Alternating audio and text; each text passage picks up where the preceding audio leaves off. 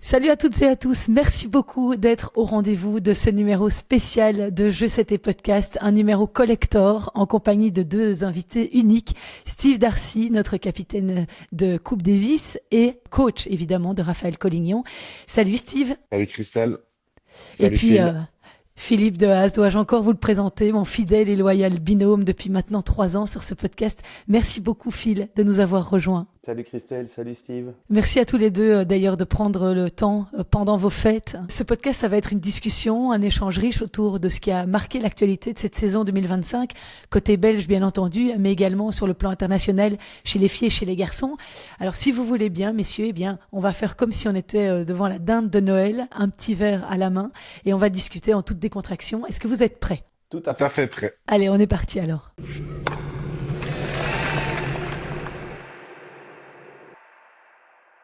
Alors déjà, avant de commencer, Steve, je voulais savoir comment vous vous connaissez tous les deux, parce que quand Phil a commencé à coacher sur le circuit, toi aussi tu commençais ta carrière quand il était coach de Christophe, c'est comme ça que vous vous êtes connus? Écoute, Phil, je ne sais même plus. Oui, j'ai l'impression que c'est comme ça. On s'est vu pas mal de fois sur le circuit, euh, pas mal de fois en Belgique, forcément. Mais te dire où j'ai connu Phil, quand, comment, honnêtement, je me rappelle même pas. Moi, je pense que, parce que quand j'ai commencé ma carrière d'entraîneur en 2000, sans aucune expérience, j'ai eu un mentor qui était Julien Auforlin. Euh, on en a déjà parlé beaucoup, il m'a vraiment donné l'impulsion et il a été un soutien permanent pendant de nombreuses années. Et c'était le moment où Julien coachait Steve aussi. Et donc, je pense, Steve, qu'on s'est quand même pas mal vu. Quand moi je venais visiter Julien ou quand on est lors des compétitions, j'allais voir les matchs de Steve pour apprendre de Julien. Et je pense que ça a été un peu le départ de la relation. Il y a 25 ans déjà. Oui, donc tu l'as connu tout jeune sur le circuit en fait, Steve. Oui, oui, parce que, enfin, Julien, moi je me souviens quand j'ai connu Julien, il coachait Reginald Willems. Donc c'était avant toi, ça, Steve. Ouais. Et puis, il a évidemment coaché Olivier, mais ça c'était aussi avant toi, je pense. Alors moi, je l'ai eu, Julien, je l'ai eu tout au début quand je suis rentré à Mons, et puis après, Ouais. je l'ai eu sur la Ta fin fin- de ma carrière. Sur la Bah, fin de ta carrière. ouais. Oui, c'était plutôt ouais, avec Olivier. Enfin, je pense que ouais, c'est ça. C'est difficile de mettre une date parce que ça fait tellement longtemps. Mais en tous les cas, Après, on a fait le, tous les mêmes tournois, on était souvent ouais, ensemble, hein, donc ouais, on se voyait tout le temps, quoi. ouais, Ah oui. exactement. Et est-ce que vous avez l'impression, en autant d'années, que les choses ont... Est-ce que vous avez senti un changement de mentalité, un changement de fonctionnement sur le circuit? Est-ce que vous avez l'impression que c'était un peu plus cool il y a 20 ans que maintenant? Honnêtement, ce qui a changé pour moi, c'est surtout les réseaux sociaux où il y a vraiment beaucoup de pression, il y a beaucoup de menaces, il y a beaucoup. Les mecs qui sont tout le temps sur leur téléphone, ils vont un peu moins regarder les matchs, en tout cas pour la plupart des joueurs, j'ai l'impression. Avant, j'ai le sentiment qu'on était beaucoup plus passionnés, qu'on allait voir, qu'on regardait, qu'on écoutait beaucoup les autres et peut-être un peu moins maintenant. C'est pour moi la différence majeure, à mon avis. J'aurais répondu de la même manière. Il y a cette jeune génération qui est quand même vraiment dissipée, liée à ça. Et finalement, on le voit hein, dans le développement des jeunes et peut-être aussi dans le retard qu'ils ont par rapport à un potentiel qu'ils ont au départ et qui a du mal à émerger, à sortir. C'est parce que les distractions sont multiples et variées, notamment par les réseaux sociaux. Après, il y a évidemment une évolution dans le jeu, ça c'est certain, parce que c'est toujours de plus en plus athlétique, c'est toujours de plus en plus rapide, même si les surfaces, et là il y a eu un vrai changement aussi, on diminue, enfin on ralentit, parce que le développement physique et le développement du matériel a permis d'avoir un jeu qui s'est accéléré, donc il a été finalement ralenti par la surface, mais ça reste toujours le même jeu, dans le même format, avec plus ou moins les mêmes règles quand même. Donc là, il n'y a pas eu, c'est vraiment le changement d'état d'esprit et de mentalité, certainement, oui. Et est-ce que vous essayez de prévenir de ça et les mettre en garde à vos joueurs de tout ce qui se passe avec les réseaux sociaux, de pas leur interdire parce que vous n'êtes pas leurs parents, mais d'essayer de les motiver à ne peut-être pas être autant sur les réseaux. Est-ce que vous avez une politique par rapport à ça? Ben, t'as des enfants, tu y arrives avec tes enfants? Ouais, à coup C'est dur, à hein? coup de répétition et de répétition, mais c'est vrai que c'est pas évident. On est tous parents, que ce soit des joueurs de tennis ou nos enfants, c'est un combat permanent pour nous tous. Franchement, s'il y a quelqu'un là dans le podcast qui dit oui, moi j'ai trouvé la solution, j'arrive à les décrocher, enfin c'est super compliqué quoi. Ils sont nés avec ce téléphone en main. Je sais pas Steve, si tu as une recette magique, mais de toute façon leur demander, c'est pisser dans un violon comme on dit, tu vois. Oui, mais à Oui, partir oui, où ils vont. professionnellement, à partir où professionnellement, ça a une implication, c'est encore différent. Ouais, mais comment tu peux mesurer? Alors, ça a une répercussion sur, bien sûr, sur leur profession, mais un étudiant sur ses études ou un autre sur sa vie sociale, les Mm. répercussions, elles sont désastreuses des réseaux sociaux. Alors, bien sûr, dans le sport, mais je sais pas si c'est, enfin, je réfléchis tout, mais je sais pas si c'est vraiment plus important dans le sport que le gars qui est en réto à l'école et qui s'empêche d'être bon dans ses études parce qu'il scrolle toute la journée. Je sais pas. Ouais, ben, moi, c'est vraiment un gros problème. Voilà, euh, dans les échauffements, pendant les entraînements, c'est tout le temps regarder son téléphone, c'est tout le temps. Alors évidemment, moi, ça me saoule. Donc, je leur fais la remarque une fois, deux fois, puis on s'énerve. Et puis, mais en fait, t'as beau leur dire 50 000 fois, en fait, c'est plus fort qu'eux, quoi. Comme Phil dit, c'est ancré. Ils ont leur téléphone en main non-stop et c'est vrai que ça peut tendre un petit peu parce que toi, tu voudrais qu'il soit un peu plus sérieux. Je veux dire, à les 2 heures d'entraînement, tu es quand même capable de pas prendre ton téléphone, je pense.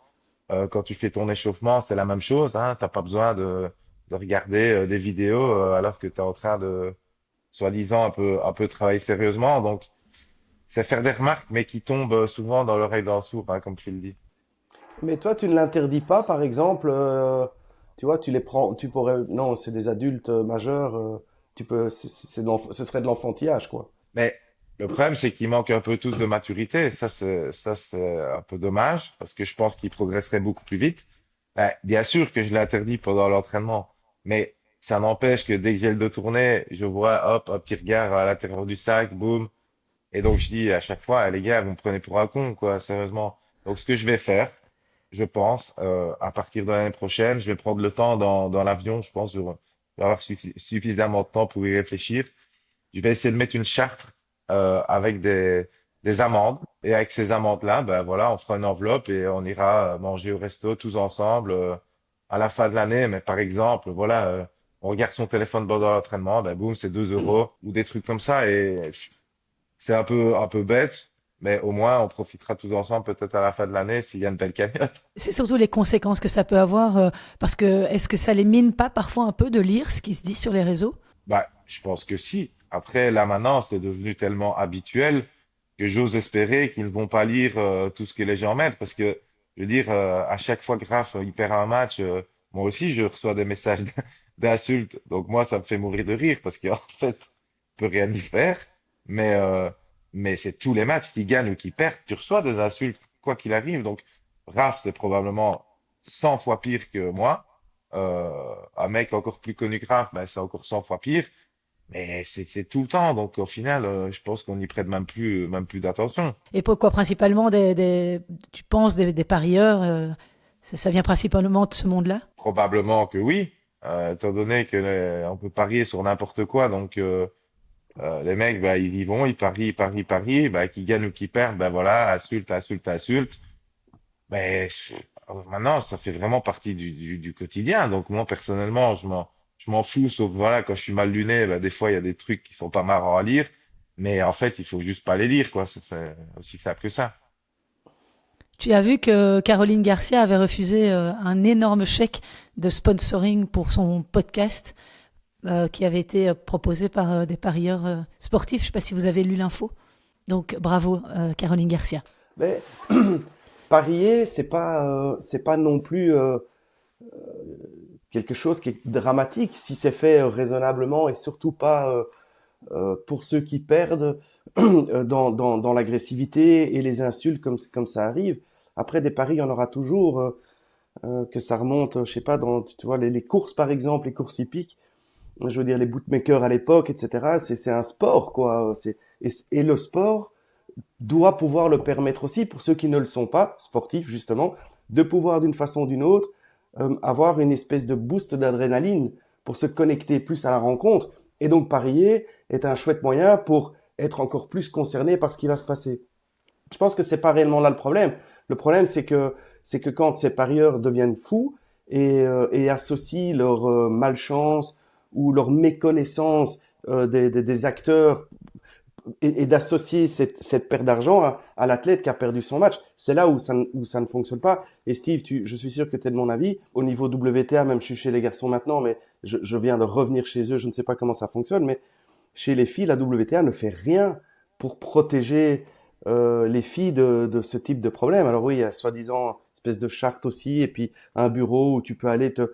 Mais enfin, moi j'ai aussi vu des filles se faire insulter en permanence et ça ne s'arrête jamais, quoi. Que pourrait-il faire? Mais porter plainte contre les gars, on les retrouve. Il faut que les instances attaquent les types qui menacent de mort, qui insultent, et c'est relativement facile. On sait où ils sont, on sait comment ils s'appellent et on les retrouve. Il faut les attaquer. On peut pas laisser ces gens impunément insulter et menacer de mort des athlètes qui font leur métier. Mais un joueur de tennis professionnel et son staff n'a pas le temps, n'a pas les moyens, n'a pas les connexions non plus pour aller attaquer chaque débile qui envoie une menace de mort. Mais je pense que une institution comme l'ATP, la WTA, l'ITF et je ne sais quoi pourrait protéger ces athlètes. Mais il n'y a rien qui est fait, ça c'est la réalité. Donc ça continuera toujours. Steve, je vais te demander de mettre ta casquette de capitaine de Coupe Davis pour nous parler un petit peu de cette année. On a eu cette rencontre face au Chili à Hasselt. Il y a eu aussi Sydney où les émotions ont été énormes et puis ce Final 8 à Bologne. Dans toute cette année de capitanat, qu'est-ce que toi tu retiens? Qu'est-ce qui a été le moment le plus fort émotionnellement? On a quand même eu une petite déception au final parce qu'on n'est pas passé loin d'un double décisif pour éventuellement peut-être aller en finale. Euh, mais après cette déception-là, on peut rien reprocher aux mecs. Honnêtement, ils ont fait une année exceptionnelle. Que ça parte du Chili pour aller en Australie. En Australie, je pense que la victoire, elle est miraculeuse. Hein. Je veux dire, Raf qui bat de Minor sur une jambe pendant tout le troisième set, en faisant euh, en faisant quasiment n'importe quoi, en tentant des coups à fond de balle. Et tout qui rentrait, tout des bouts de ligne, des aises sur balle de break. Enfin, c'était hallucinant parce que aller battre l'Australie là-bas et surtout battre Dominor qui quand même pour moi est une référence. Voilà, quand tu arrives à battre Dominor, pour moi c'est exceptionnel. Euh, et puis après, Bologne, on bat la France, génial parce que dans beaucoup de sports malheureusement on perd quand même souvent contre la France et ça c'est un peu lourd. Mais donc là, c'était vraiment top. Et l'Italie, pas passé loin du un partout, avec Raf, qui passe à côté de son match un petit peu, et Zizou qui fait un match exceptionnel. Je peux dire que j'ai de la chance d'avoir des mecs qui sont là, qui sont motivés, qui ont envie de jouer pour leur pays et qui sont ultra contents d'être ensemble. Et ça, c'est peut-être aussi la chose où je suis le plus fier, c'est qu'on a réussi à avoir un esprit d'équipe incroyable. On a une équipe exceptionnelle, pardon, en termes de joueurs, en termes de staff, en termes de tout, de public. Et ça, c'est vraiment top, top, top. Phil, tu nous disais à quel point ça avait été jubilatoire d'être belge Ouais. en cette période du mois de novembre. Bon, ça c'est juste, oui, ça c'est pas le plus important, mais c'est vrai que c'était drôle parce que moi, tu vois, Steve, comme tu sais, je travaille à Paris et donc l'équipe de France, s'entraînait là avant de partir nous affronter à Bologne. Et donc tu connais la condescendance et qu'ils peuvent avoir, tu vois. Et vraiment, ils se voyaient déjà jouer l'Italie et ils se voyaient déjà battre l'Italie sans Sinner. Donc ça c'est la réalité. Ils étaient tellement sûrs que ça allait être. Mais plus que ça, parce que ça c'est juste anecdotique. Ce que Steve arrive à faire avec les gars, c'est juste, c'est une Belgique qui gagne quoi. Et comme tu le dis, Steve, alors on avait l'habitude de perdre contre la France, mais moi j'ai toujours moi le sentiment que malheureusement il nous manque toujours un tout petit peu quelque chose pour aller un peu au bout. Alors ici on n'a pas été complètement au bout, mais je veux dire, la Belgique essaie de nouveau, et je te l'avais envoyé par message, mais c'était pas une boutade, je le pensais vraiment sérieusement, de replacer la Belgique sur la carte comme référence performante dans le tennis. Et ça, c'est grâce à l'équipe de Coupe Davis. Alors bien sûr, pour que ça marche, c'est toujours un peu, il y a beaucoup de circonstances, il faut que les joueurs soient motivés, il faut que les joueurs répondent, présentent toujours. Ça a l'air d'être le cas, il y a le staff médical hyper compétent, mais il y a surtout un chef d'orchestre. Et je pense que ça fait la différence. Steve, qui l'a vécu, la Coupe Davis, qu'il a non seulement vécu, mais extrêmement bien joué. Et je pense que pour moi, c'est le petit supplément d'âme qui manquait dans cette équipe pour arriver à faire la différence. Moi, je pense que c'est le début de l'aventure. Alexander Blocks arrive. Je veux dire, on a 3 gars qui sont hyper bons, mais qui sont hyper bons en Coupe Davis, ou en tous les cas qui ont cette capacité de se transcender, un peu comme Steve était capable de le faire. Et je pense sincèrement qu'il faut pas avoir peur d'être hyper ambitieux, et pourquoi pas un jour espérer la gagner, parce que je pense que c'est réellement possible. Avec le supplément d'âme et avec cette énergie qu'il y a, aujourd'hui on le voit dans le tennis masculin. L'année 2025, sur le circuit ATP, il y a 3 gars qui n'ont pas bougé, donc Zverev, Alcaraz et Sinner, et ensuite, je crois qu'il y a eu 18 gars qui sont montés dans le top 10 pendant l'année, je pense 18.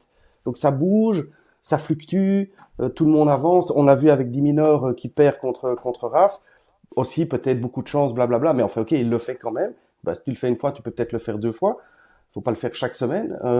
Mais donc, il y a beaucoup le niveau, c'est quand même vraiment bien régulé.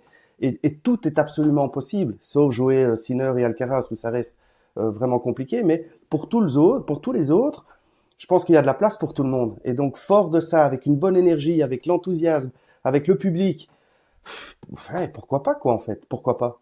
Steve, une réaction par rapport à ce que Phil dit? Non, c'est très gentil. Ben, c'est vrai que bah, euh, voilà, quand je vois comment les mecs sont ensemble, comment ils sont en tournoi, voilà, ils vont manger ensemble, on se voit souvent, ils s'encouragent, ils sont contents quand il y en a un qui performe, ils se tirent tous vers le haut. Et puis, comme a dit Phil, on a 3 potentiels pour moi top 50.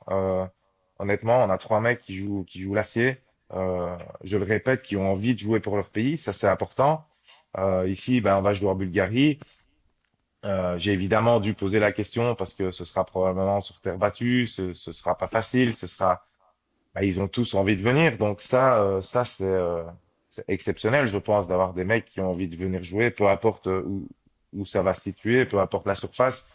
Je sais qu'on a David aussi qui aimerait peut-être revenir dans l'équipe, malheureusement, ben voilà, il va devoir un peu retarder son début de saison, donc honnêtement, il y a que des bonnes choses. Il y a de la place, c'est sûr. Le format de jeu, je pense, nous convient. Hein. 2 sets gagnants, ça va vite. Et pour des équipes qui n'ont pas de top 10, de top 5, bah, c'est là que les surprises vont être plus faciles à se créer, je pense, que sur des longs matchs en 3 sets. Et ça, c'est peut-être notre chance d'un jour aller au bout, parce que les mecs, évidemment, ils en parlent, ils en ont envie, mais il y a encore beaucoup de chemin, évidemment. Mais, tu vois, Steve, moi, quand j'entends un mec comme Zizou Berks, j'adore l'énergie. On n'entend pas nos joueurs parler avec cette ambition. Zizou, alors peut-être de temps en temps on dit qu'il a des envolées lyriques, mais c'est quand même beaucoup mieux un gars qui dit on va la gagner que ouais. Merde, on a le droit de le penser et on a aussi le droit de le dire. Et je trouve que des gars comme ça, enfin Raphaël, je sais pas comment il est, mais bon, c'est pas la même personnalité qu'un Zizou Berks, mais je trouve que toi, c'est sûr que avec ton humilité, tu vas pas crier sur tous les toits, mais tu le sais que c'est possible. Ça passe par là aussi. Et un gars comme Zizou Berks, moi, je trouve qu'il fait un bien fou pour le tennis belge, par son énergie, son charisme, et puis dire ouais, on va le faire, quoi. Moi, je trouve que ça fait du bien. On n'entend jamais ça.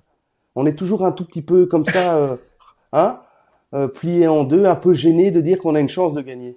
Je suis vraiment d'accord, hein, Zizou, il fait beaucoup de bien. On voit qu'il a une envie énorme. En tout cas, ce qui est sûr et certain, c'est que même si on ne la gagne pas, on aura tout fait pour la gagner parce que euh, c'est une recherche permanente pour s'améliorer, pour que l'équipe soit meilleure, pour améliorer plein de choses. Et Zizou est le premier à chercher toutes ces améliorations. Donc, si on ne la gagne pas, je pense qu'on pourra dire, bah là, on a tout fait, bah c'était pas notre chance. Mais je suis sûr et certain que là, on n'aura pas de regrets. Ouais, parce que souvent, quand même, sur le circuit, les gars, ils jouent leur année et puis tiens, il y a la semaine de Coupe Davis et ils se rendent disponibles pour la semaine de Coupe Davis et puis après la semaine se termine, on continue. Ah oui, là il y en. Mais ici, comme tu l'expliques, l'approche change. Ça veut dire qu'il y a, je veux pas dire tous les jours, mais en tous les cas, ça devient une priorité en fait dans le calendrier. Ce qui est quand même souvent rarement le cas. Hein. On va pas se mentir.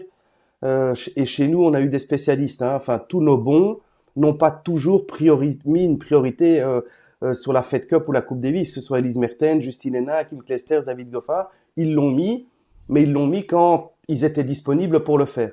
C'était pas systématique et pour toujours. Si on a des gars ici qui se disent, on va mettre la semaine de Coupe Davis comme une vraie priorité dans le calendrier, c'est quelque chose qui peut aussi faire la différence, à mon sens.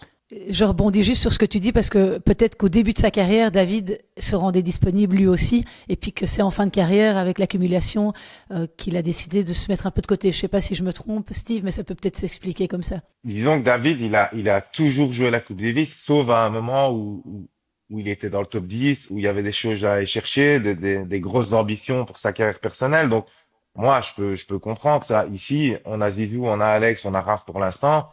Ils sont pas top 10, ils sont pas top 20, ils sont pas top 30. Donc, est-ce que ça changera le jour où, il y a des ambitions peut-être encore plus grandes? Ça, je n'en sais rien. En tout cas, pour l'instant, ce qui est sûr, c'est que la semaine de Coupe Davis est une priorité pour eux. J'espère que ça le restera. Mais je peux comprendre qu'à certains moments, on puisse la mettre un peu de côté. Et ce que David a fait quand même pour la Coupe Davis, il faut quand même bien le remettre. Bien sûr. Mais voilà, Mais moi je comprends. tu l'as dit aussi, quand il était 7, quand tu es là, tu dis bon, ben, c'est plus ça qui est important pour moi. Et je pense qu'à un moment donné, je veux dire, Federer, quand il a décidé de la gagner, il l'a joué, quoi. Ouais, bien Euh, sûr. Djoko, quand il a décidé, et Nadal, etc. Alors ils l'ont pas joué systématiquement, mais quand tu l'as gagné une ou deux fois, ma foi, t'as fait le travail aussi, tu vois. Bien sûr que David l'a fait, mais comme tu l'as dit, il arrive à un moment donné où toujours ça devient secondaire, quoi. La gagner passera par des gars qui ne la lâcheront jamais, quoi, en fait. Et avec cet état d'esprit, à un moment donné, je pense que peut-être une petite fenêtre peut s'ouvrir. Mais si on fait son shopping dedans, etc. Ouais, je pense qu'on réduit les chances d'aller au bout. On se C'est aussi. mon avis, évidemment. Avec un peu de recul de quelques semaines, Steve, tu as l'impression qu'il y a quelque chose qu'on aurait pu faire mieux dans cette rencontre contre l'Italie pour éventuellement aller en finale? Euh, bah, mieux, non. Non, à part prendre une des balles de match. Euh, mais on peut pas en vouloir à Zizou. Le mec, il s'est donné comme un malade. Il a été au charbon. Oui, il était déçu, il était triste. On l'était tous. Des moments comme ça, voilà. On a perdu contre la France en 2017 en finale. On était tous défaits, voilà. Mais ici, on peut rien leur reprocher. On a été professionnels du début à la fin. Moi, je pense que Berrettini était prenable. Donc, on peut dire, ouais, Raph aurait peut-être pu faire mieux. Ben oui, il aurait pu faire mieux. Zizou, il aurait pu gagner une balle de match. Oui, c'est sûr. Le double, aucune idée de si on allait le gagner ou pas. Donc, on était tout proche et en même temps tellement loin. Donc, des regrets, moi, j'en ai pas. J'ai été triste, j'étais déçu, j'étais évidemment comme tous les joueurs. Mais au final, ce qui en ressort, c'est que on peut juste être fier à crever de ce qu'on a fait. Voilà, simplement. J'ai une petite question pour toi, parce qu'on a tous vu ça. Moi, j'étais debout dans mon salon, c'était juste irréel le match de Zizou. Toi, sur le banc, parce qu'il y en a une ou deux où il va à fond. Je pense à un coup droit, un truc, une amortie, etc. Il y a un moment sur le banc, tu dis non, non. Tu vois, et combien de fois sur les 6 balles de match, tu te dis mais putain, ou Ben, pas. je pense qu'il y en a deux ou trois où je me suis dit, putain, merde, c'est Ouais, pas le ouais, bon choix. Mais forcément, ouais, c'est pas le ouais, bon choix. Mais ouais. ça fait 3 heures que tu joues avec une intensité de Évidemment, malade. Tu te dis, c'est pas le évidemment, bon choix, mais en même temps, moi, ouais, je sais ce que c'est, vu que j'ai joué. évidemment. C'est bien que tu perds un peu ta lucidité, tu perds un peu le fil. Oui, tu dois aller croiser sur cette balle-là. Oui, tu dois pas faire une amortie, tu dois monter. Mais voilà, c'est trop chaud et voilà, Ouais, c'est pas grave au final. Le mec, ouais, il a tenté, il a fait des choses, mais son amorti, pour le peu qu'il la mette un tout petit peu plus courte, il gagne le poids et des poids avec des amortis, il en gagne plein. Donc, au c'est final, est-ce juste. que c'était un bon choix ou un mauvais choix? En tout cas, ouais, moi, je pense qu'il doit pas avoir de regret parce que le mec, il a été au charbon à Et fond. des occasions, il en a eu, mais c'est pas très grave au final. Un petit mot quand même par rapport aux filles qui elles aussi n'ont pas démérité en Billie Jean King Cup avec toutes ces petites jeunes là qui arrivent. Vous avez eu l'occasion d'un petit peu les voir performer et elles ont quand même battu donc la Turquie et l'Allemagne là dans les barrages. Elles vont pouvoir rejouer une rencontre pour essayer de remonter dans le groupe mondial parmi les meilleurs.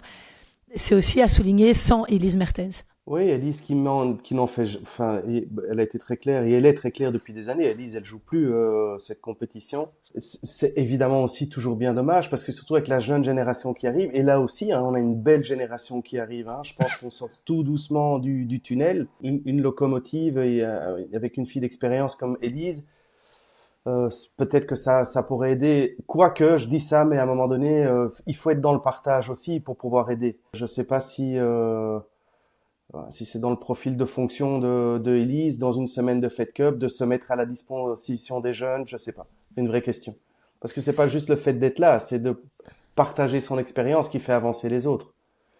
Mais oui, Oui, effectivement, oui, non, non, je rebondissais par rapport à ce que tu disais parce que c'est une vraie question à poser à Steve aussi. Comme les gars ont l'habitude de jouer entre eux, Alexander, Zizou et Raph, si un David allait mieux et venait dans l'équipe, est-ce que ça fonctionnerait aussi bien? Il s'intégrerait dans ce groupe qui se connaît tellement bien, qui travaille ensemble depuis tant de mois. Et c'est vrai que euh, c'est une bonne question à te poser. Euh, ouais, c'est une très bonne question. Alors, David, je le connais quand même plutôt bien. Et je pense que si il venait un jour dans cette équipe, lui, je sais, se mettrait au service des autres. C'est-à-dire que il parlerait, ce qu'il ne faisait peut-être pas avant, mais maintenant, voilà, il a quand même de l'âge, il a quand même de la bouteille. Et je suis sûr qu'il serait là pour aider les autres et pour discuter beaucoup. Et je sais que c'est quelque chose que Zizou rêverait de jouer avec David. Je pense que Raph aussi, je pense qu'Alex aussi. Malheureusement, si David revient un jour dans l'équipe, ben, il y en a probablement un des trois qui sautera. Euh, Sauf si on arrive à avoir une équipe de double hyper compétente et encore meilleure que celle qu'on a. Donc on verra à l'avenir. Mais en tout cas, David, je suis sûr qu'il serait là pour les mecs. Élise, je la connais pas assez, donc je peux pas juger. Mais en tout cas, ce qui est sûr, c'est que là, oui, mais il a quand même une fameuse équipe de jeunes joueuses qui ont quand même le couteau entre les dents, qui ont un potentiel de dingue. Pour les avoir vus là les 3 jours encore à Anvers où on a fait le rassemblement avec les garçons et les filles. Élise est quand même venue un jour, donc ça c'était cool. Et il y a quand même du potentiel, hein. On voit Van de Winkel, Kostulas, Van Drom. Honnêtement, ça peut aussi faire mal, hein. ouais, c'est sûr. Et Wim, avec son CV de coach, c'est quand même juste dingue. Donc, pour ces jeunes-là, pouvoir être aussi en contact avec l'expertise d'un Wim Fissette, ça les fait grandir aussi. Donc, c'est aussi une sauce qui prend bien. J'ai l'impression que les planètes s'alignent quand même dans nos équipes de Fed Cup et de Coupe Davis. Donc, enfin, on dit Billie Jean King Cup maintenant, pardon. Mais donc, ouais, donc moi, je suis vraiment persuadé que les plus belles années sont devant nous, c'est certain. Faut pas non plus oublier, hein. Il y a aussi Kirsten, il y a aussi Ruben qui font quand même du bien et qui amènent aussi une expérience en tant que coach. Et ça, honnêtement, c'est pas négligeable parce que Kirsten va voyager aussi avec Anne, va voyager un peu avec Grete, Ruben va voyager un peu avec Alex Blox. Donc honnêtement, c'est des mecs qui vont se voir souvent, on va se voir souvent, et ça, voilà, ça n'a pas de prix, c'est hyper important. Ouais, évidemment. Oui, c'est ce qu'on disait, c'est que ça se construit en fait ça se construit pendant l'année. Ouais. L'erreur, c'est de commencer à se structurer 10 jours avant. Tiens, il faut qu'on joue la Fed Cup et tout, mais si les budgets se débloquent pour faire voyager les coachs assistants, pour aller voir les joueurs, etc., et qu'il y a de nouveau, la France, c'est comme ça qu'ils fonctionne. Alors, ils n'ont pas fait des très bons résultats ici, mais je dirais le coach de Coupe Davis en France, c'est un travail à temps plein. Hein. Alors, il y a plus d'argent, on est bien d'accord, mais il voyage, il va sur les grands chelems, il va sur les gros tournois, il va voir ses joueurs. Et donc, quand arrive la semaine, ben, c'est quand même plus facile d'avoir un gars qui t'a vu quand même pendant l'année.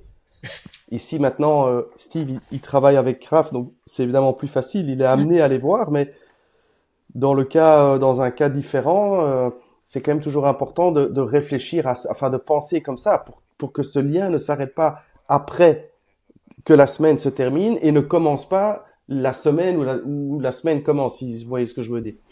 Donc c'est un travail en continu et là ça se met en place, donc on est plutôt pas mal, moi je pense. La chance qu'on a, c'est que Ruben, bah voilà, va voyager un peu avec Blox, donc il va faire des tournois. La chance que moi je m'occupe de Raph, donc évidemment je vois tous les mecs en tournoi, euh, les Belges et les autres, hein, les adversaires aussi. Donc ça c'est hyper important parce que les budgets on ne les aura jamais en Belgique de toute façon. Donc on est obligé de faire autrement que les autres. Ici, bah je suis coach de Raph. Est-ce que c'est une bonne chose pour l'équipe parce que est-ce que je vais le favoriser ou pas? Bah voilà, s'il y en a qui se posent la question, alors je pense que je suis suffisamment intelligent que pour faire les bons choix.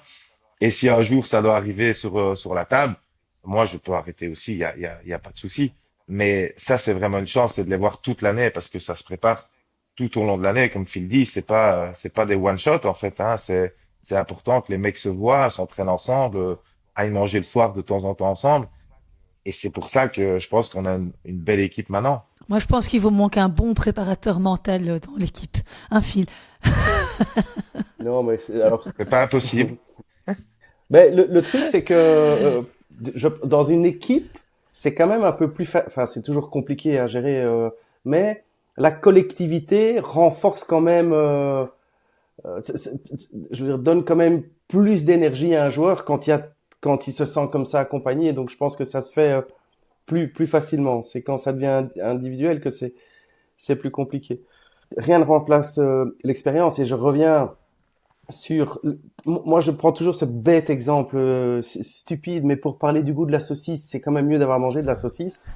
Pour parler d'un gars comme Steve, je veux dire, il a vécu toutes les balles de break, toutes les balles de match, toute la pression de devoir gagner le match pour son pays, de jouer en Belgique, de jouer à l'étranger, dans des matchs décisifs.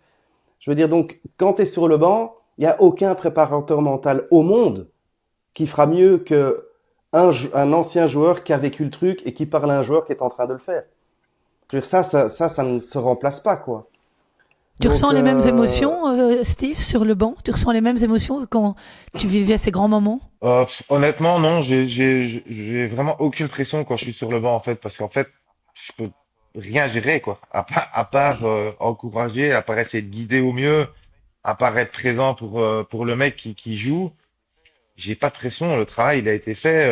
Voilà, j'ai Ruben qui est derrière. S'il y a des choses que je vois pas, j'ai la pression, on l'a avant parce que quand tu dois préparer la rencontre, organiser tout ça pour une équipe, c'est vrai qu'il y a beaucoup de travail et la pression c'est surtout avant. Une fois que tu arrives au match, bah voilà, c'est juste être là, c'est essayer de rassurer, c'est de bien conseiller, mais ça te Mm. met pas sous pression, j'ai envie de te dire. mais je trouve que ça se voit. Je te trouvais serein. Moi, je me suis fait plusieurs fois la réflexion.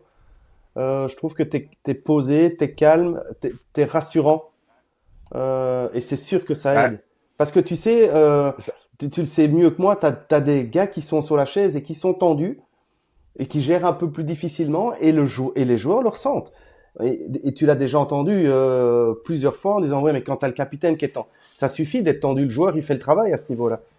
Donc je trouve que ça se ressent fort cette sérénité. En tout cas, j'essaye surtout de m'adapter à la personne qui est sur le terrain. Bah, et je vais pas du tout être le même avec Raph qu'avec Zizou, ça c'est sûr, parce qu'ils ont pas besoin des mêmes choses. Et ça, c'est important de le savoir, quoi. De parler beaucoup avec les joueurs. Raph, évidemment, je le connais bien et malheureusement, il a besoin qu'on s'énerve dessus pour avoir des réactions. C'est un peu dommage. Bah, Zizou, il est différent. Et si je suis le même avec Raph, avec Zizou que je suis avec Raph, je pense qu'on va droit au clash. Tu as l'impression qu'il est serein comme ça, Phil, mais tu devrais le voir en conférence de presse après les matchs. Il a tellement bouilli de Non mais l'intérieur. après, avant, oui mais après, avant, mais pas pendant, tu Non, vois. pas pendant. Après normal, avant normal, mais c'est ce que Steve explique, c'est que quand il est en train de travailler, il y a cette sérénité qui Ouais, ressort, quoi. bien sûr. Et il a tellement bouilli de l'intérieur après en conférence de presse qu'il a les yeux Ça injectés de sort. sang. Il a les yeux Ouais. tout rouges.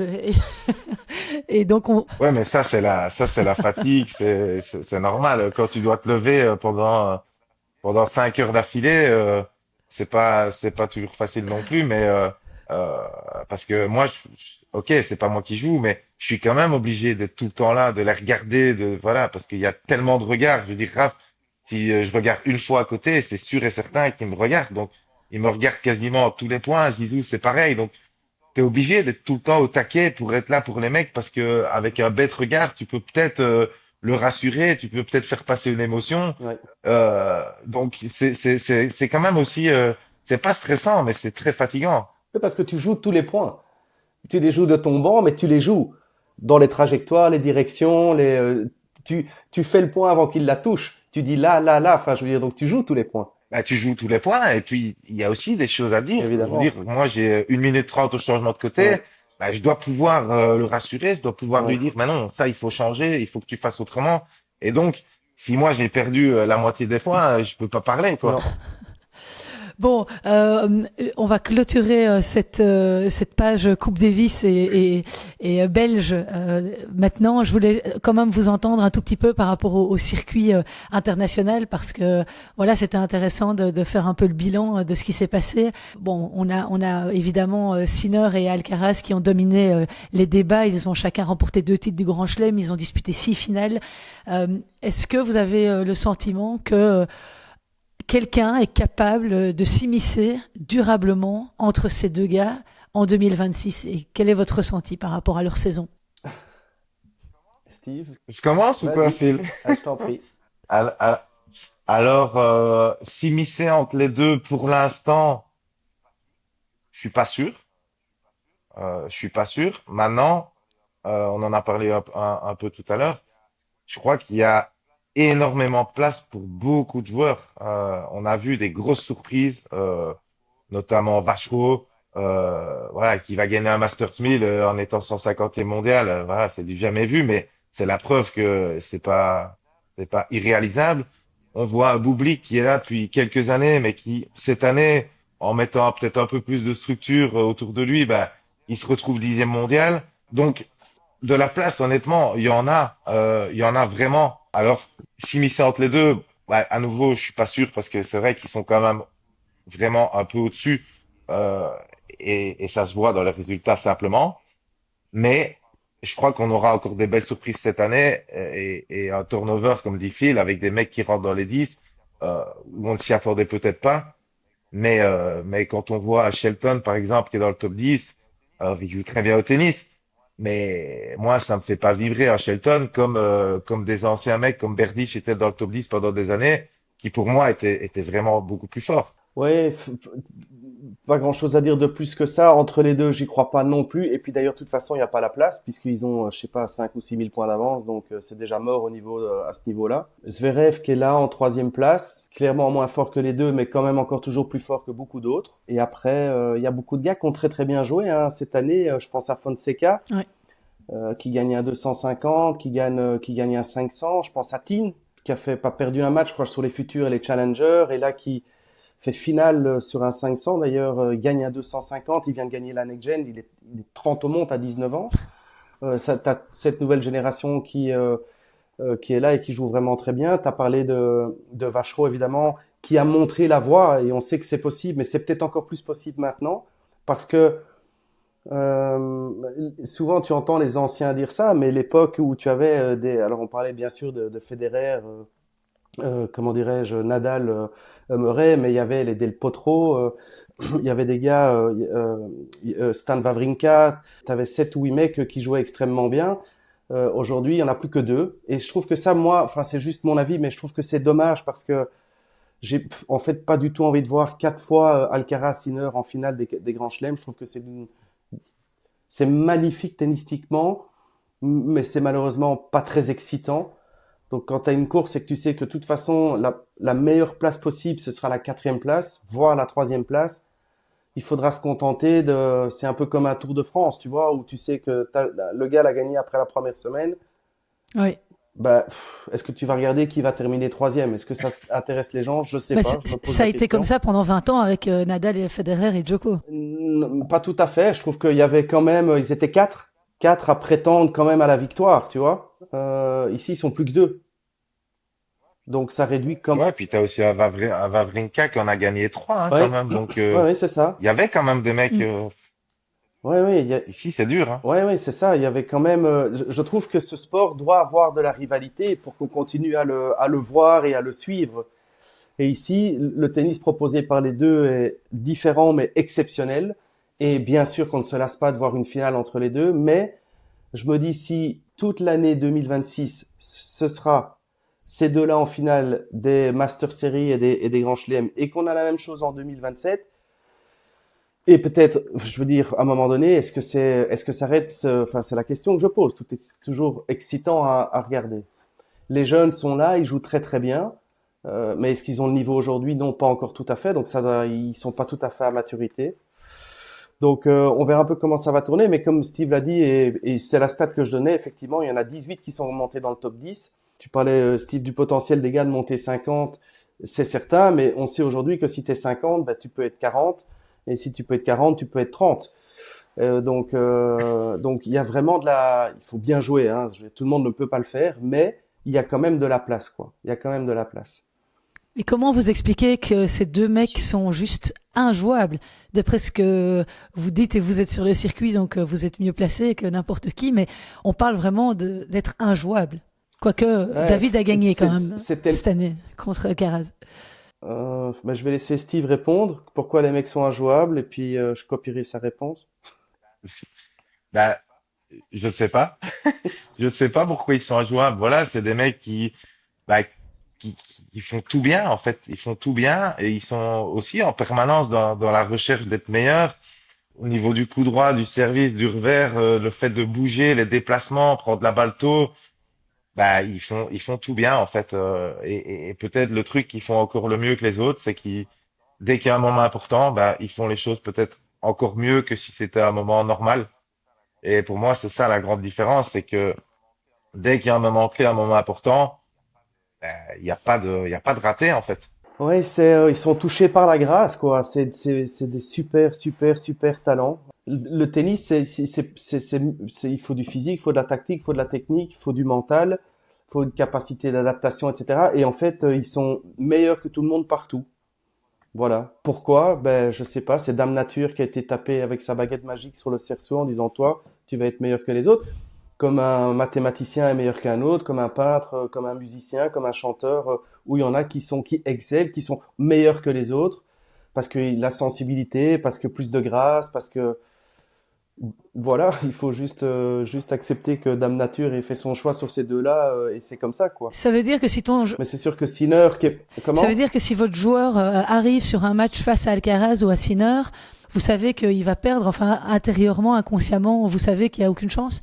Ben, moi, je poserais la question à Steve qui a joué Nadal. Alors, il l'a battu à Wimbledon, mais tu vas jouer Nadal à Roland, sur terre. Je présume que tu l'as fait ou tu as joué Roche et des choses comme ça. C'est quoi l'état d'esprit quand tu montes face à ces gars-là? Bah, c'est un état d'esprit qui est hyper compliqué. Forcément, tu sais bien que si le gars joue bien, t'as quasiment aucune chance de gagner. Donc, la seule chose que tu peux espérer, c'est de toi faire le match de ta vie et que lui soit un peu en dessous. Et là, peut-être que tu vas avoir une petite ouverture. Si tu joues Djokovic, si tu joues Nadal, tu auras toujours des petites ouvertures parce que ils vont pas te mettre à 3 mètres de la balle. Il y a des échanges, tu joues, tu as peut-être des balles de 7, des occasions. Au final, tu perds quand même toujours parce que c'est comme ça. Ils sont plus forts, ils sont plus expérimentés, ils ont plus l'habitude et tu perds toujours.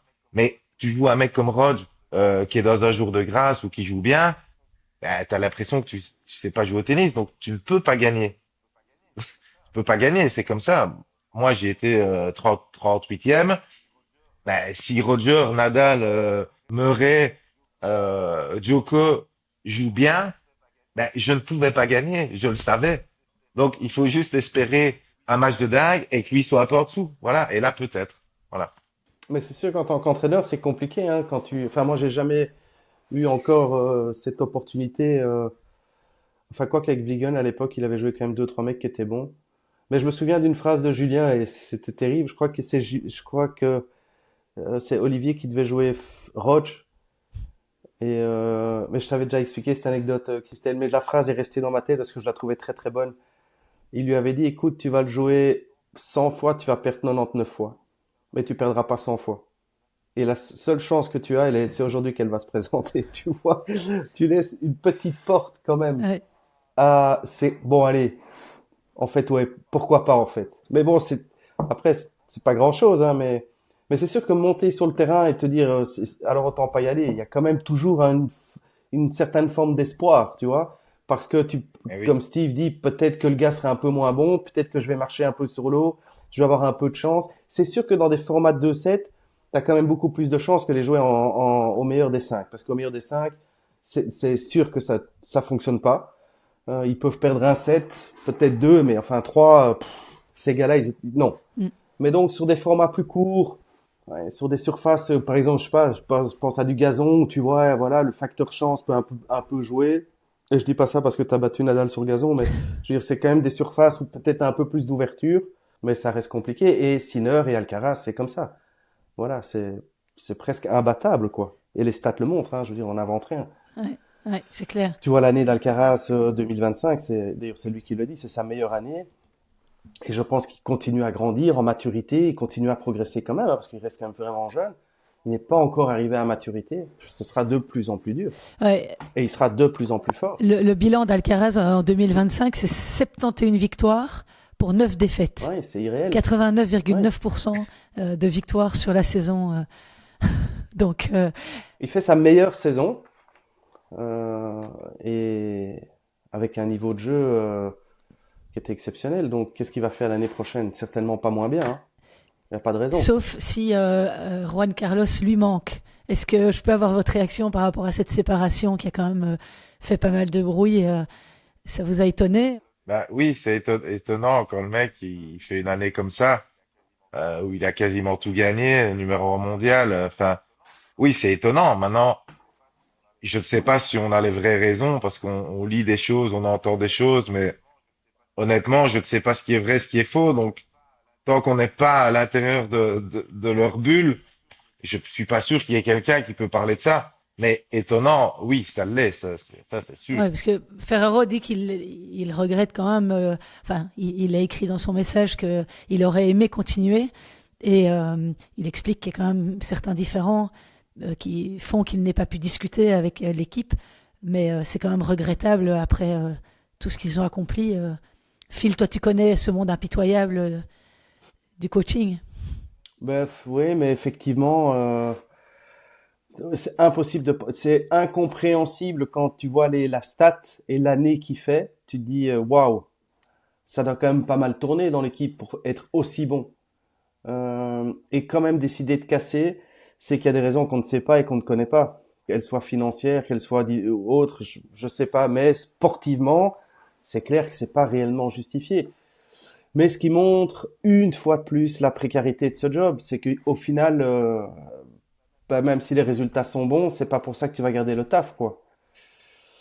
Donc, c'est pas très cohérent, c'est pas très logique, mais si ça s'est passé, c'est qu'il y avait une bonne raison quand même. Peut-être qu'elle sortira et qu'on, ouais, mais bon. Par contre, je me dis le suivant, il a quand même un peu la pression. Hein. Je sais pas qui va arriver, mais pour faire mieux, il va falloir se lever tôt quand même. Hein. Bah, il va continuer avec Lopez déjà.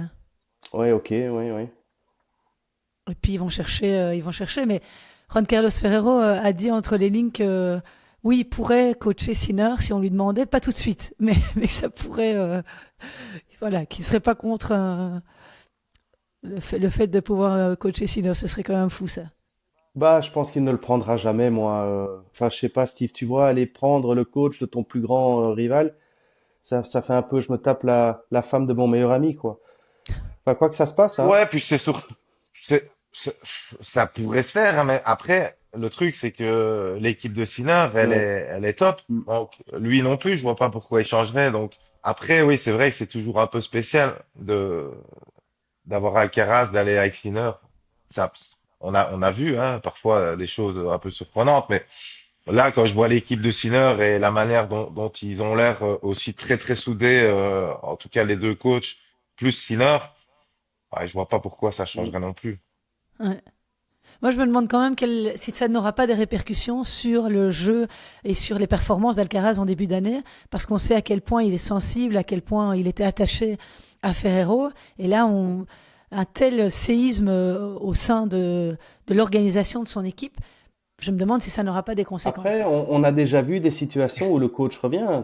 Je ne sais pas, j'extrapole un peu, mais si c'est pas réellement la décision de d'Alcaraz et que c'est la décision de personnes externes par rapport à des conflits, des problèmes financiers, blabla, je ne sais pas quoi.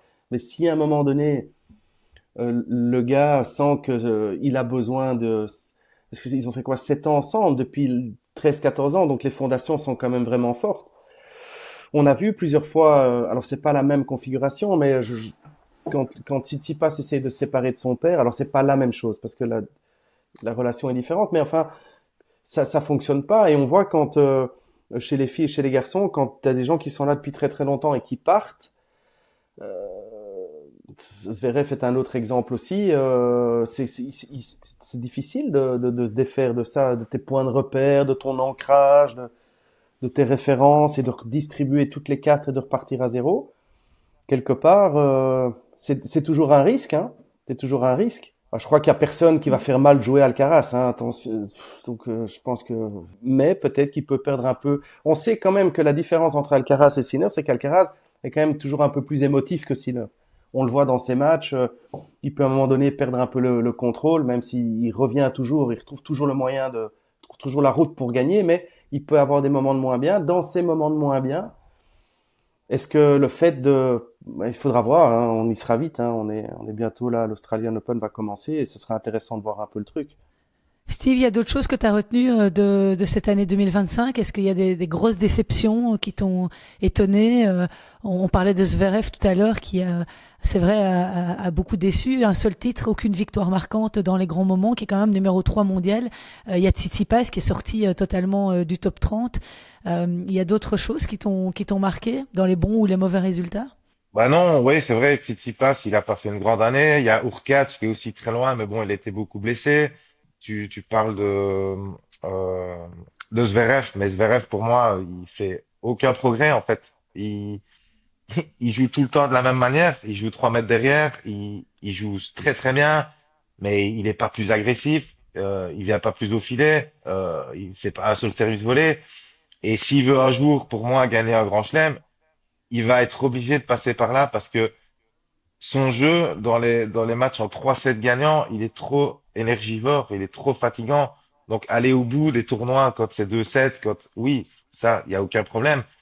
Mais on voit que dans les premiers tours de Grand Chelem, quand les matchs durent, quand c'est long, bah, il s'épuise. Et tant qu'il va pas faire évoluer son jeu, je pense que il n'en gagnera pas des Grands Chelems. Et pour moi, ça c'est quand même une déception parce que c'est un joueur incroyable, incroyable, incroyable. Et je trouve que lui pourrait peut-être rivaliser un peu avec les deux en changeant quelques petites choses. Ça fait quand même longtemps qu'ils essayent. Enfin, ça fait longtemps qu'il est là. C'est étonnant qu'il n'ait pas trouvé la manière de. Mais je suis pas sûr qu'il essaye en fait. Pas sûr qu'il soit convaincu que c'est par là que ça doit passer. Et je pense qu'il y a des entraîneurs qui ont essayé de le faire venir un peu plus vers l'avant, mais je suis pas persuadé que lui en ait envie et ressente le besoin de faire ça. Moi, j'aurais envie de lui dire, descends 15, en 2005, termine 18, mais donne-toi une chance de gagner un titre en 2027. Mais fais quelque chose, quoi. On s'en fout d'être numéro 3. Enfin, je veux dire, il a rien à gagner. On va pas retenir son classement. Aujourd'hui, si tu veux marquer l'histoire du jeu, tu dois mettre des trophées dans ta vitrine. Il y a que ça qui compte. Tu fais pas ta carrière sur un classement. Enfin, si, tu peux être référencé comme un très bon joueur, hein, mais si tu veux marquer l'histoire, et je pense que c'est son ambition, il doit gagner un des quatre. À un moment donné, il était très très proche. Je fais référence à cette finale à Roland. Je veux dire, si il passe pas à travers, on était tous convaincus que c'était son moment. Mais donc, je pense qu'il est tout à fait, on est tous convaincus qu'il est capable de le faire, mais il doit se réinventer. S'il fait la même chose, il se passera rien, c'est sûr. Et bon, terminera l'année numéro 3, ok. Et c'est peut-être ça qu'il veut, en fait. Mais moi, on n'est pas dans sa tête. Peut-être qu'il dit, moi, je suis très content d'être 3 et j'ai envie de rester le meilleur numéro 3 au monde, tu vois. Et c'est peut-être ça son ambition, tu vois. Je veux rester le plus longtemps possible numéro 3 au monde. Alors c'est bien, reste là et continue. Toi, Steve, tu connais la difficulté de faire monter le gars et de faire en sorte que le gars soit plus agressif et plus conquérant vers l'avant, puisque tu le fais tout le temps avec Raph. Ouais, je rêverais évidemment, on en a déjà parlé plein de fois, hein, qu'il soit un peu plus entreprenant. Maintenant, c'est difficile d'aller contre nature, quoi. Voilà, il aime bien défendre, il adore défendre, il fait ça excessivement bien, malheureusement. Mais de nouveau, c'est ce que je lui explique, c'est que si tu veux être 80e, tu peux continuer de la même manière. Mais le problème, c'est qu'en jouant comme ça, ben, tu te fatigues, tu ne sais pas enchaîner les tournois. Tu as du mal physiquement quand tu peux pas faire 2 semaines d'affilée quasiment parce que c'est trop dur de faire ça tout le temps. Gagner des matchs en Grand Chelem, si tu viens pas monter au filet sur les balles courtes, physiquement, c'est trop dur de tenir tout le temps pendant 4 heures et demie sous le cagnard à faire des gauches-droites, des glissades. Alors oui, tu vas gagner un match, peut-être un deuxième, mais tu tiens pas sur la distance. Et c'est ça que j'essaie de lui expliquer, c'est que je m'en fous que tu gagnes ce match-là ou ce match-là. Moi, j'ai envie que tu enchaînes les tournois et que tu montes au classement parce que tu enchaînes les tournois. Et sans être un peu plus agressif, au fond de moi, je sais que ça va pas être possible. Ben, tu dis ça, mais je trouvais que en Coupe Davis, contre Berrettini notamment, je le trouvais plutôt offensif, moi. Je trouvais qu'il montait beaucoup. Alors, c'est mieux, c'est mieux, hein. Il y a du progrès et c'est pour ça qu'il est monté, je pense. Mais là, maintenant il a investi dans un mec qui fait des statistiques. Donc moi, je reçois tout ça et je vois que c'est Ouais. pas assez. Je vois qu'il y a des choses à changer. Enfin, même si je le sais, là maintenant, c'était écrit. Donc, je peux lui dire, écoute, mon coco, vu que maintenant tu commences à avoir du mal à me croire de temps en temps, vu que ça fait 5 ans, ben, regarde, c'est mis là. C'est mis là que quand on monte au filet, sur telle ou telle balle, ben, tu gagnes, voilà, Mm. 80% des points. Moi, je veux pas qu'ils viennent faire des demi-volées à la Patrick Non. Rafter tout le temps. Je veux qu'ils viennent conclure Mm. simplement. Je sais pas si la Voilà. référence de Patrick Rafter va résonner dans la tête de tout le monde. Tu rigoles ou Ok, quoi? mais parce que tu as une C'est jeune magnifique, génération Pat Rafter. d'auditeurs, Christelle, donc. Ah, Max, s'ils ne Ben, connaissent pas Pat Rafter, ils iront voir sur Ouais, ouais. YouTube, hein, c'est bien. Mais toi, tu le connaissais parce qu'il était beau, surtout, mais pas parce qu'il était joueur de tennis. tu sais bien, Phil. Mais donc, par rapport à ce que vous disiez, j'ai envie de rebondir et de faire la transition sur le dernier chapitre de ce podcast et par rapport aux filles, puisque Dieu sait à quel point les filles ont du mal à aller vers l'avant et à varier un petit peu leur jeu. Le bilan qu'on peut tirer chez les filles cette année, c'est qu'on a 4 vainqueurs différentes en Grand Chelem. On a Madison Keys, Coco Gauff, Swiatek et Sabalenka. Il y a plus de place chez les filles, vous pensez, que chez les garçons pour entre la numéro 1 et la numéro 2, il y a un peu plus de possibilités de changement là, un peu plus de fébrilité chez les top players. Bah, il y a quand même une petite point commun, c'est les numéros. Donc, Sabalenka domine quand même. Mm, ouais. Ensuite, Iga Swiatek et Coco Gauff qui fait le tiercé. Et sur la saison, ce sont ces trois-là qui ont plus ou moins été chaque fois au bout des tournois. Les trois sont physiquement hyper athlétiques, hyper fortes. Elles servent très bien, elles frappent très très fort. Rybakina aussi, mais qui a eu une année un peu plus compliquée, mais qui fait quand même une belle année 2025 après son retour. Qui termine bien, ouais.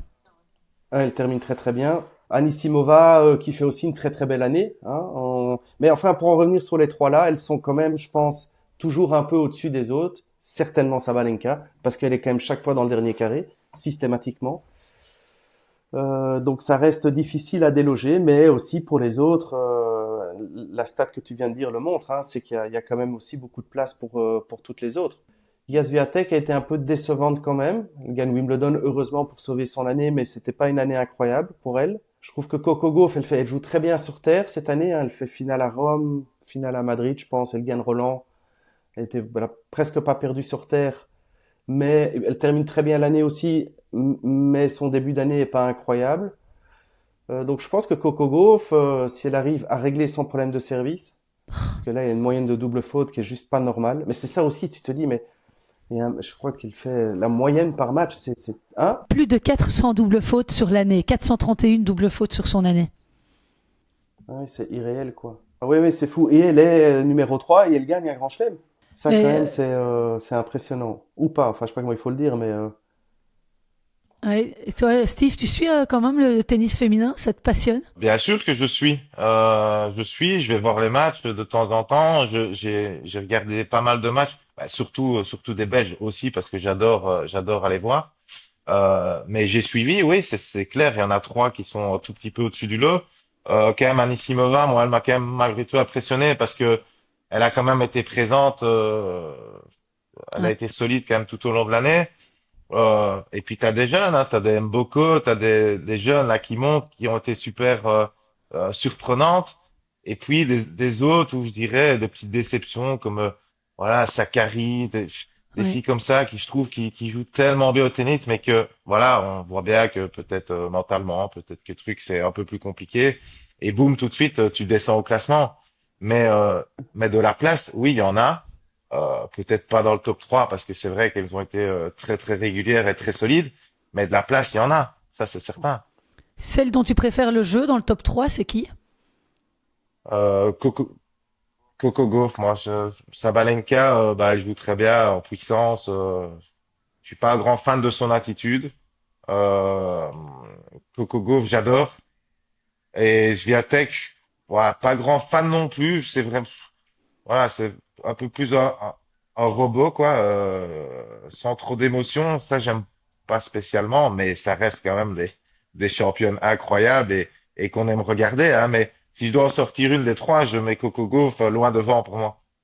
Et vous avez parlé d'Anisimova tout à l'heure. Est-ce que Anisimova peut pas faire vraiment des gros dégâts en 2026? Moi, j'ai le sentiment qu'elle peut vraiment aller détrôner les autres. Ouais, ça va dépendre de son physique, hein. Tennistiquement, c'est sûr elle a rien à envier sur les autres, mais on va voir si physiquement elle va continuer à travailler, à progresser et être capable de tenir sur la longueur, parce que c'est ça qui lui manque, hein. Tennistiquement, elle est vraiment aussi forte que les trois premières, c'est sûr. Il y a rien qui fait qu'elle pourrait pas. Un peu l'expérience, mais elle en a quand même accumulé beaucoup en 2025, donc elle va revenir en 2026 quand même avec des choses qu'elle aura déjà fait l'année d'avant, ce qui va beaucoup aider. Et de nouveau, si elle continue à travailler physiquement, je pense que honnêtement, pour moi, elle peut gagner un Grand Chelem cette année, j'en suis convaincu. Ah, elle était pas loin du tout à Non. l'US, hein. Donc c'est sûr que elle, Ouais. Elle était pas loin. Moi, je pense qu'il va être un peu difficile peut-être cette année et on sera vite fixé. C'est que là maintenant, elle va être attendue. On sait qu'elle est dangereuse, on sait qu'elle joue bien. Est-ce que elle va gérer un petit peu, c'est quand même un nouveau statut, quoi, pour elle, même si elle était très forte, il n'y a pas de souci, mais c'est quand même un peu nouveau de se dire, ben voilà, elle va quasiment chaque fois loin, et donc est-ce qu'elle va confirmer? J'espère, parce que c'est vrai que c'est une fameuse joueuse et qu'à regarder, c'est beau aussi. Ouais, mais mentalement, elle a quand même prouvé qu'elle en avait, hein, quand tu vois ce qu'elle se prend à Wimbledon 0-0 et puis comment elle rebondit 2 mois plus tard à l'US Open, il fallait quand même avoir ouais. un sacré tempérament pour faire ça. Ouais, c'est sûr. Et tu as parlé de Mboko, je voudrais quand même préciser que Victoria Mboko, donc, qui est passée, hein, par la Justine Hénin Academy, elle est passée cette année de la 350e place mondiale à la 20e. Donc juste incroyable l'année qu'elle fait. Quand tu vois des filles qui mettent des années à ne jamais être capables d'arriver dans le top 100 parce que c'est très compliqué, parce que la concurrence est là et voir une jeune femme comme ça émerger, c'est incroyable. Ouais, mais c'est quand même, tu le vois plus facilement chez les filles que chez les garçons quand même, hein. Ça met quand même toujours beaucoup moins de temps de monter chez les filles, parce que quand t'es vraiment plus forte que les autres, automatiquement ta progression est vraiment rapide. Chez les garçons, ce que je veux dire, c'est que quand tu joues des filles qui sont 300, 350, 250, bon, tu peux avoir des semaines qui sont un peu plus faciles que d'autres. Chez un gars, non. On prenait l'exemple de Vachereau, qui est 150 et qui va s'envoyer un Masters 1000. C'est exceptionnel. Ça n'arrive presque jamais, jamais, jamais, jamais. Je crois que c'est peut-être probablement jamais arrivé. Chez les filles, c'est quand même quelque chose que tu vois un peu plus régulièrement. Donc, les filles arrivent presque à maturité à 18 ans, certaines 17, au plus tard 19. Chez un gars, à part de nouveau Alcaraz qui a gagné son premier Grand Chelem à 19 ans, rares sont ceux qui à 18 ans écrasent la concurrence, hein. Je regardais l'année de, comment dirais-je, de Sinner à 17 ans pour voir ce que les compétitions qu'il avait jouées. Et donc, à 17 ans, il termine 700 à l'ATP. Il avait joué, je crois qu'en jouant 16, 15 000, un ou deux 25 000, un ou deux 50 000. Et donc, vraiment, à la veille de ses 18 ans, il est pas, bah, il y a le potentiel, mais il est pas là, quoi. Chez les filles à 17, je pense à la petite Andreeva qui est Ah là oui. déjà depuis presque 3 ans maintenant et qui a pas encore 20 ans. Donc, ça, c'est une grosse différence avec les filles quand même. Précocité. Bon, bah écoutez, je vais vous laisser. Je voulais quand même vous remercier immensément de m'avoir accordé ce temps. Steve, merci beaucoup pour toute l'année 2025. Tu as toujours répondu présent et c'est important pour la crédibilité de Je sais tes podcasts. Et donc, je te remercie vraiment du fond du cœur d'avoir, voilà, de t'être rendu disponible pour moi. Avec plaisir. Phil, toujours très fidèle. Merci beaucoup également. Tu pars quand en Australie, Steve? Alors, je vais partir le 28 pour les qualifs de Brisbane, puis les qualifs d'Adélaïde et puis le tableau de Melbourne. Toujours aussi la même excitation de partir en Australie ou bien au fil des années, ça commence à devenir un peu long? Disons que je resterai bien un peu plus longtemps chez moi, mais ça fait partie du job. Et puis, comme je dis, en tant que capitaine, bah, on a la Coupe Davis au mois de février. Pour moi, c'est l'occasion de voir tous les mecs. Et donc, entre guillemets, j'ai pas trop le choix parce que euh, si j'ai pas ça, je peux pas bien travailler. Donc, oui, je suis content d'aller. C'est chouette. On peut pas se mentir.